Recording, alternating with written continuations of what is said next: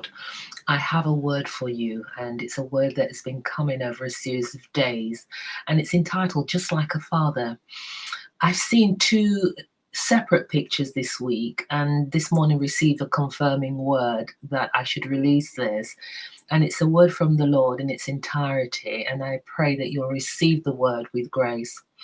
My daughter and I was relaxing on the sofa just after the evening news. Nowadays, we don't watch much TV, but I was led to say, look, just go and see what's on the other side of the channel.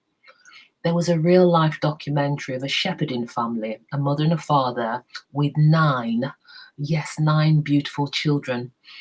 It was clear that the producers had followed them for a series of months, and this was the second sequel. The youngest child was about 4, and the eldest child looked about 16, and they were mixed in gender, both boys and girls. It was a beautiful program to watch, as the mother of the family had allowed the children to grow in competence in doing things on the farm, even dealing with the births and deaths of the lamb.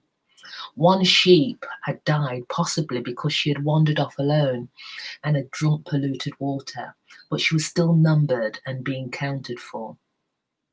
The innocency of the children, the dexterity of how they went about their tasks was mesmerizing to me. Most importantly was a section where the whole family sat down to eat together, to have a picnic. As the children sat and listened, the mum and dad recounted all their individual birth stories. That is, how they all had come into the world, the time of day, and the events that had happened during that delivery. Each child listened, pleased and proud as punch that they were being talked about. It was clear to me that they'd heard the story before, but they revelled in mum and dad telling them again. There was a point when one little girl cried out, I think she was the middle child, "You've missed me!" Sure enough, they had, but there was an affection and story being told to her to confirm her identity also. The most beautiful thing for me was the tender heart of the father of the family, how he had gathered his brood around him and how he spoke tenderly and affectionately to his wife and to his children. This is just like Father, I thought, and this is what he intended for the physical family of this earth to be like, and also the spiritual family of God.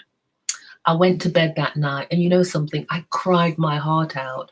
I cried my heart out for the beauty and the memory of what I'd seen, and for the heart of our Father. The image has not left me. This week, as I prepared for prayer ministry, Father brought again the word about the sheep to me, and he brought it from Ezekiel 34. This, as we know, for those of you who know the Bible, is a rebuke of the shepherds who have not looked after the sheep. He has continued to bring me this word about the sheepfold, even just now.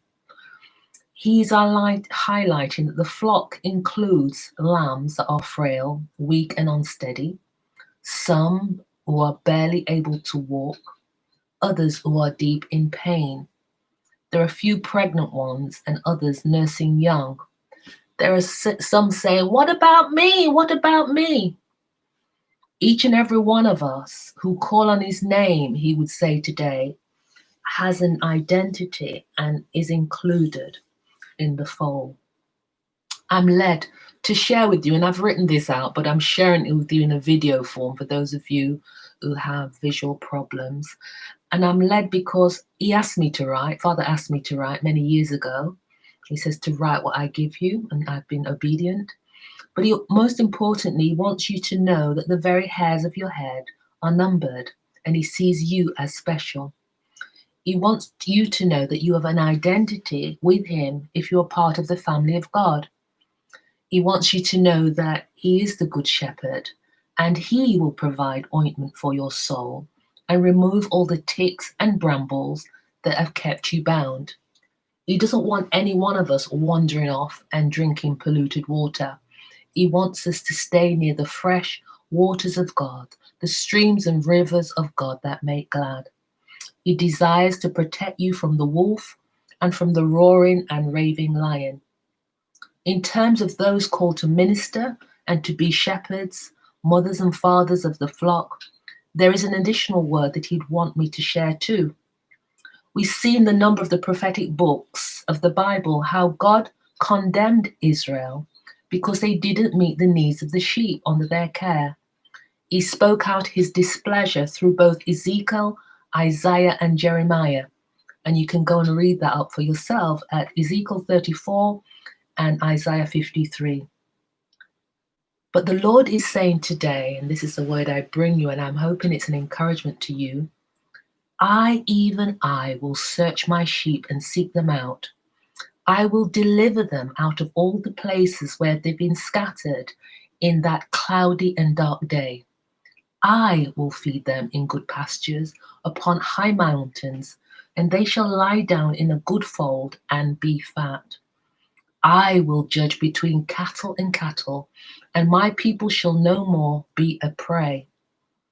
I, Linda Joyce, pray today that we can be like the little children I saw, that we can receive the word of gladness spoken over our heads, and wherever it may apply to us, to apply it, and so that we don't lose out. I believe in doing so, I share Father's heart, and that his desire for us is that for all of us, we can lie down beside still waters and be led in the paths of righteousness for his name's sake. I'm closing now. It's Evangelist Linda J from the UK. It is the 18th of November 2020 in the year of our Lord. God bless you.